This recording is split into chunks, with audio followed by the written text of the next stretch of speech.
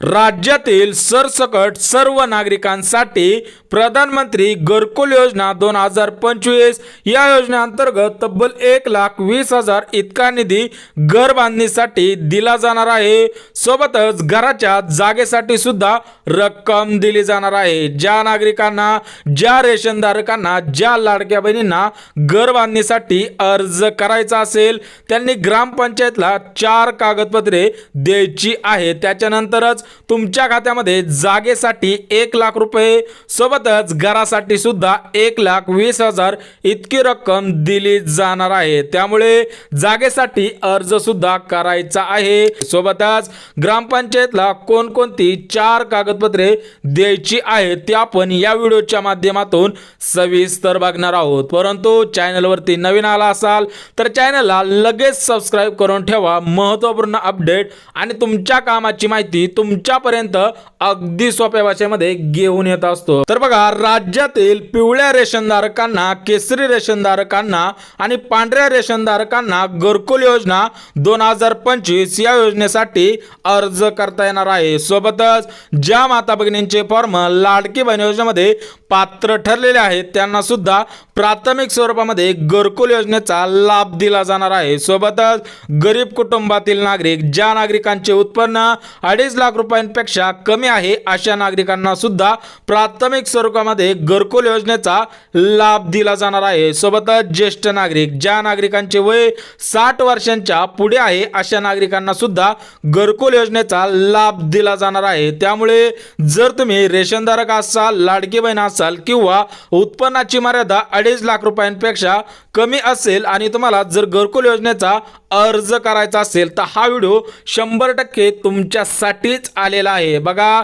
घरासाठी पैसे दिले जाणार आहेत, सोबतच घराच्या जागेसाठी सुद्धा पैसे दिले जाणार आहेत। त्यामुळे व्हिडिओ स्किप करू नका, अत्यंत महत्त्वपूर्ण आणि तुमच्या कामाची माहिती आलेली आहे। बघा, घरासाठी तब्बल 1,20,000 इतका निधी दिला जाणार आहे। सोबतच जागेसाठी सुद्धा 1,00,000 रुपये इतकं अनुदान तुमच्या खात्यामध्ये जमा केलं जाणार आहे। परंतु घरासाठी अर्ज वेगळा आहे आणि जागेसाठी अर्ज वेगळा आहे। त्याच्यामुळे जागेसाठी कोणता अर्ज करायचा आहे आणि घरासाठी कोणता अर्ज करायचा आहे ते सुद्धा लगेच सांगणार आहे। बघा, तुमच्या गावामधील सरपंच असतील किंवा ग्रामसेवक असतील किंवा पोलीस पाटील असतील, हे काय करतात, त्यांच्या जवळच्या लोकांना घरकुल योजनेचा प्राथमिक स्वरूपामध्ये लाभ देतात। जरी त्यांच्याकडे पात्रता नसली तरी पण त्यांना प्राथमिक स्वरूपामध्ये लाभ देतात। तर बघा, हे स्टेटमेंट भरपूर नागरिकांनी कमेंटच्या द्वारे केलेलं आहे की आमच्या गावामधील सरपंच असतील, ग्रामसेवक असतील किंवा पोलीस पाटील असतील, हे त्यांच्या जवळच्या लोकांना घरकुल देतात। परंतु आताच्या वरती असं होणार नाही। त्यामुळे तुम्ही सुद्धा या गोष्टींची काळजी करायची नाही।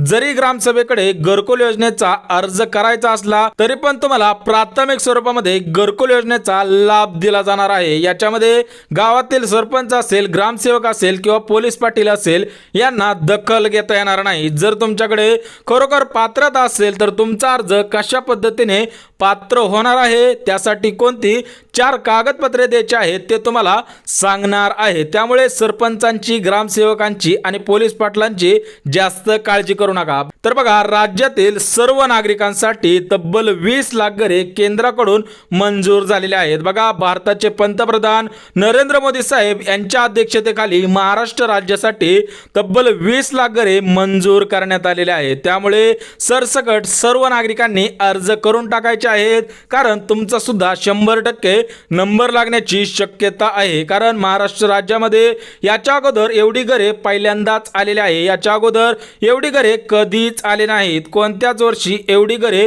महाराष्ट्र राज्यासाठी आलेली नाहीत। बघा, सरासरी 6 लाख, 7 लाख ते 10 लाखापर्यंत प्रत्येक वर्षी घरकुले आलेले आहेत। परंतु यावर्षी महाराष्ट्र राज्यामध्ये बीजेपीचं सरकार लाडक्या बहिणींमुळे, रेशनधारकांमुळे आणि आर्थिकदृष्ट्या सरसकट सर्व गरीब कुटुंबातील नागरिकांमुळे आलेलं आहे। आणि केंद्रामध्ये सुद्धा सरसकट सर्व नागरिकांनी दिलेल्या आशीर्वादामुळे सुद्धा भारताचे पंतप्रधान नरेंद्र मोदी साहेब पुन्हा एकदा बनलेले आहेत। त्याच नरेंद्र मोदी साहेबांनी महाराष्ट्र राज्यातील सरसकट सर्व नागरिकांना तब्बल 20 लाख घरे मंजूर केलेले आहेत। त्यामुळे तुम्ही सुद्धा फायदा घ्यायचा आहे, कारण असाला पुन्हा पुन्हा येणार नाही। बघा, ज्या नागरिकांना घरकुल योजनेचा लाभ घ्यायचा असेल, बघा सरासरी 20 लाख घरे आलेले आहे आणि महाराष्ट्र राज्यामध्ये सरासरी 1,46,00,000 रेशनधारक आहेत, सोबतच 2,46,00,000 माता भगिनी आहेत. त्याच्यामधील काही मुबलकच असे नागरिक पात्र करण्यात येणार आहे. त्यामुळे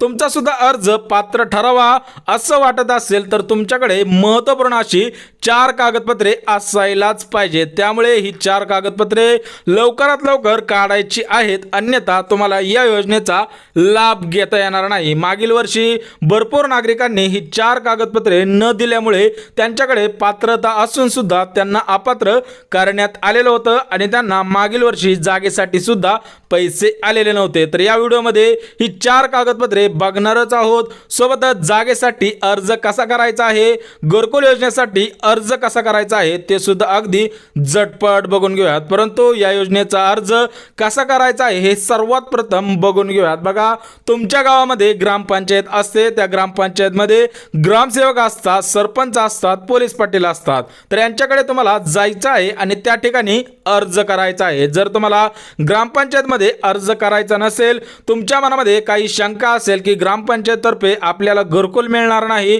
तर तुम्ही थेट पंचायत समितीमध्ये अर्ज करू शकता. त्यामुळे तुमच्यासाठी सर्वात बेस्ट ऑप्शन आहे की तुम्ही पंचायत समितीमध्ये जाऊन अर्ज करायचा आहे. तर बघा, सध्याच्या स्थितीला घरकुल योजनेचा अर्ज कसा करायचा आहे आणि कुठे करायचा आहे हे तुम्हाला सांगितलेलं आहे. परंतु जी महत्त्वपूर्ण अशी 4 कागदपत्रे आहेत, तरी 4 कागदपत्रे कोणकोणते आहेत ते सुद्धा तुम्हाला लगेच सांगतो. बघा, सर्वात प्रथम मनरेगा जॉब कार्ड. आता सर्वांना माहिती आहे, गावामध्ये ग्रामपंचायत असते, तर त्या ग्रामपंचायततर्फे तुम्हाला मनरेगा जॉब कार्ड सुद्धा दिले जाते. हे जॉब कार्ड लवकरात लवकर काढायचे आहे, कारण मागील वर्षी मनरेगा जॉब कार्ड नसल्यामुळे भरपूर नागरिकांना घरकुल योजनेचा लाभ घेता आला नाही. जरी त्यांच्याकडे पात्रता असली तरी पण तुमच्याकडे मनरेगा जॉब कार्ड असेल तरच तुम्हाला घरकुल योजनेचा अर्ज करता येणार आहे. आता आपण ही 4 कागदपत्रे झटपट बघून घेऊयात. त्याच्यानंतर तुम्हाला घरकुलसाठी कशा पद्धतीने अर्ज केल्यानंतर 100% तुमचा फॉर्म पात्र ठरेल, सोबतच जागेसाठी कशा पद्धतीने अर्ज करायचा आहे, त्यानंतर तुमच्या खात्यामध्ये तब्बल 1 लाख रुपये घर जागेसाठी सुद्धा दिली जाणार आहे. बघा, दुसरं कागदपत्र रहिवासी दाखला. आता तुम्ही कोणत्या गावामध्ये राहत आहात त्यासाठी शासनाला पुरावा लागतो. त्या दृष्टिकोनातून गावातील सरपंच असेल, पोलीस पाटील असेल, यांच्या नावाने जो दाखला दिला जातो तो दाखला म्हणजे रहिवासी दाखला. तुम्हाला गावातील सरपंच, पोलीस पाटील आणि ग्रामसेवक या तिघांपैकी एकाच्या नावाने दाखला आणायचा आहे.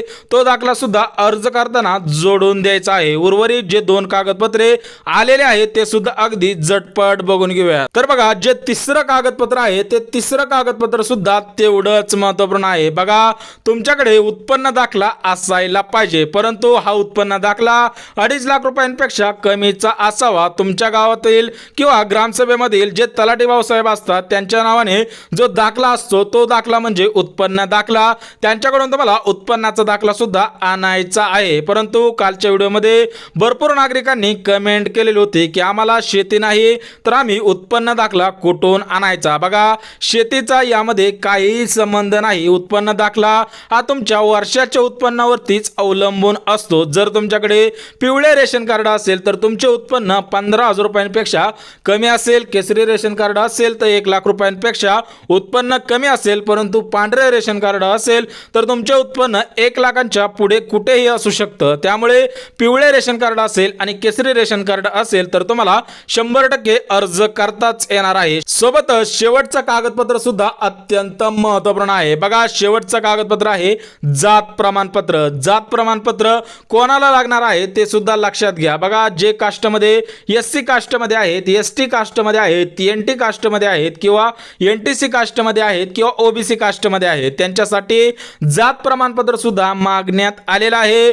परंतु जर तुम्ही ओपन कास्टमध्ये असाल तर तुम्हाला जात प्रमाणपत्र लागणार नाही. त्यामुळे तुम्ही काळजी करायची गरज नाही. परंतु जे इतर जातींमधील नागरिक असतील तर त्यांना जात प्रमाणपत्र द्यावंच लागणार आहे. तरच तुम्हाला प्राथमिक स्वरूपामध्ये याचा लाभ घेता येणार आहे। परंतु तुमच्यासाठी महत्त्वपूर्ण अशी जी अपडेट आलेली होती ती अपडेट सुद्धा लगेच सांगतो। बघा, भरपूर रेशनधारकांनी, लाडक्या बहिणींनी, रेशनधारकांनी एकच कमेंट केलेली होती की दादा जागेसाठी अर्ज कसा करायचा आहे, जागेसाठी 1 लाख रुपये कशा पद्धतीने मिळणार आहेत। बघा, तुम्हाला पंडित दीनदयाळ उपाध्याय योजना या योजनेअंतर्गत तब्बल 1 लाख रुपये जागेसाठी सुद्धा दिले जातील। परंतु अगोदर एक काम करा, त्याच्यानंतर तुम्ही या योजनेचा सुद्धा अर्ज करू शकता। बघा, सर्वात प्रथम घरकुल योजनेचा अर्ज करायचा आहे।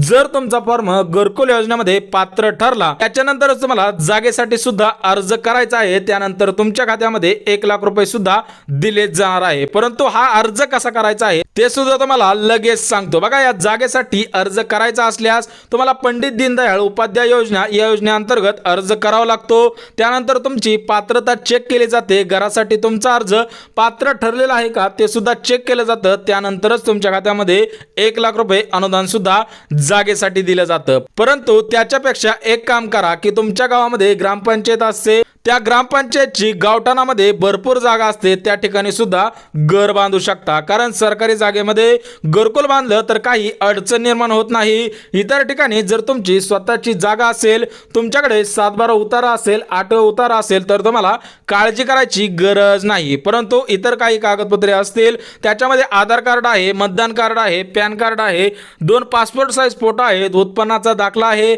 जात प्रमाणपत्र आहे, कास्ट व्हॅलिडिटी आहे, असे जे कागदपत्रे आहेत तर ते कागदपत्रे येत्या 2 दिवसाच्या आतमध्ये काढायचे आहे, जेणेकरून ज्यावेळेस अर्ज सुटतील त्यावेळेस तुम्हाला सुद्धा अर्ज करता येईल आणि ग्रामपंचायतला ही महत्त्वपूर्ण अशी 4 कागदपत्रे देता येणार आहेत। त्यामुळे कोणाला काही अडचण आली तर कमेंटद्वारे 100% विचारायचं आहे। परंतु व्हिडिओ जर आवडला तर व्हिडिओला लाईक करा, चॅनलवरती नवीन आला असाल तर चॅनलला सबस्क्राईब करा आणि गरज आहे त्यांच्यापर्यंत सुद्धा नक्कीच शेअर करा। तर चला भेटूयात उद्याच्या नवीन योजनेच्या व्हिडिओमध्ये, तोपर्यंत सर्वांना जय महाराष्ट्र।